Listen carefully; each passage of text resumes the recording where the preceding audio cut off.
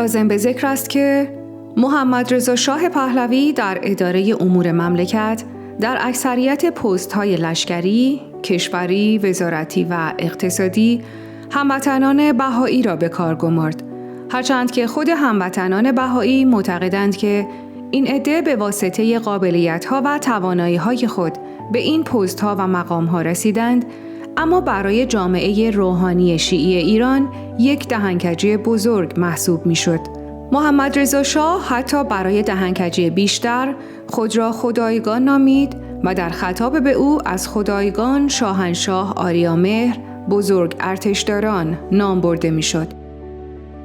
اما در سالهای پیش از انقلاب ما با داشتن تورم چند صد درصدی طبق فیلم توضیحات محمد رضا شاه یک وارد کننده صرف بودیم که به طور کامل وارد کننده گندم و جو، شکر، روغن، مواد اولیه همه صنایع از جمله صنایع شوینده و غیره و دارای یک صنعت مونتاژ بودیم و هویدا طبق فیلم سخنرانی گفتند که روشنفکرها بی خود میگن ما پول داریم، میخریم و وارد میکنیم. مملکت تبدیل شد به یک کشور کاملا وارداتی و نیازمند. اما ادعاها مبنی بر این بود که ما به دروازه‌های تمدن بزرگ رسیدیم، در حالی که بسیاری از نقاط ایران نه آب داشتند و نه برق و نه راه و در کپر زندگی می‌کردند. کما اینکه هنوز بسیاری از آنها همچنان در همان وضعیت به سر می‌برند. اما موضوع خدایگان نامیدن شاه از یک طرف که توهین بزرگی به شعور ملت ایران در آن زمان بود و نشان می‌داد که ملت در مقابل خدایگانی شاهنشاه چیزی به حساب نمی آید، در حد یک نوکر یا یک برده، و حکومت مادام العمر شاهنشاهی که برای نسل آن زمان و نسل‌های آینده آن روزگار ایران این پیام را می‌داد که ملت به ویژه نسل‌های آینده هیچ گونه حق انتخاب سیاسی ندارند و تا ابد محکوم هستند که این نظام را تحمل کنند و خفقان حاکم هم اجازه هیچ گونه اعتراضی را نمیداد. به طوری که گروه‌های سیاسی مخالف نظام در آن روزگار به اجبار میبایستی همگی مشی مسلحانه را انتخاب می‌کردند. شعار تنها ره رهایی جنگ مسلحانه است، زیرا هیچ گونه امکان فعالیت سیاسی غیر مسلحانه وجود نداشت و یا به عبارت دیگر فایده ای نداشت، چون که کسی نمیتوانست صحبت کند و بخواهد تا با مسالمت نظام سیاسی ایران را از مادام العمری و موروثی و تک حزبی و تشریفاتی نجات بدهد. در حقیقت همه نظام‌های مادام العمری مملکت را از آن خود می‌دانند که از صدقه سری خود و خاندانشان اجازه می‌دهند تا ملت هم لقمه نانی را بخورد و زنده بماند و نوکری کند. البته به شرطی که صدایش در نیاید. بنده به عنوان یک جوان در آن زمان با گوشت و پوست و استخوانم این موضوعات را شهادت می‌دهم و آمادگی اثبات آن را دارم.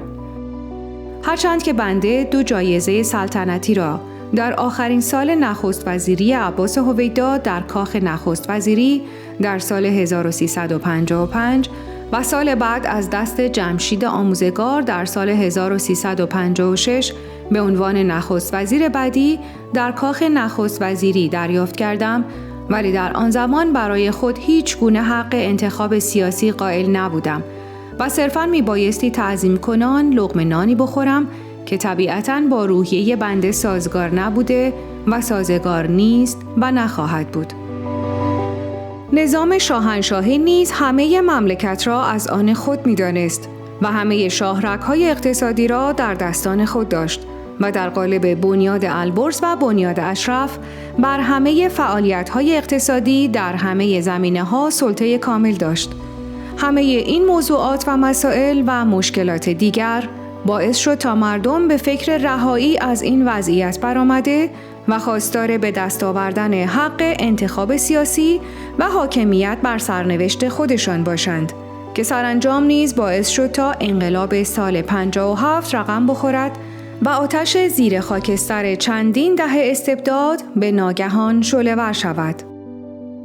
اما پس از پیروزی انقلاب 57 با فریبی که در مورد دولت موقت خوردند و اعتمادی که به گروه دولت موقت کردند که آنها نیز فریب صحبت‌ها و اظهارات آیت الله خمینی را خوردند که اعلام کردند که روحانیت هیچ مقام سیاسی را در اداره امور مملکت نخواهد داشت. اینکه ادعا شد جمهوری اسلامی به روی کار بیاید و به معرض آرای مردم گذاشته شد که برای مدت 4 سال اداره امور را به دست خواهد گرفت و پس از آن دوباره در انتخابات بعدی شرکت می کند، همه دروغ و فریب بود و سر مردم کلاه رفت. زیرا در پشت صحنه حکومت مادام العمری اسلامی را رقم می زدند که در آن حق انتخاب سیاسی نسل‌های آینده را تصاحب و حقوق حقیقی آنها را پیشاپیش با این حکومت مادام العمری تک حزبی پایمال کردند.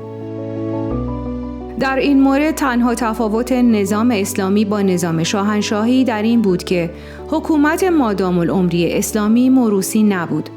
که البته در حال حاضر بحث موروثی بودن آن هم کم و بیش در حال مطرح شدن است،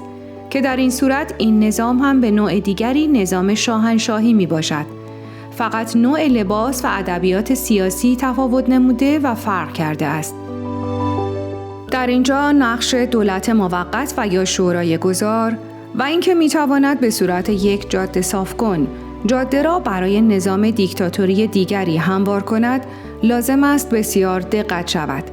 در غیر این صورت باز هم کلاه گشاد دیگری سر ملت ایران خواهد رفت.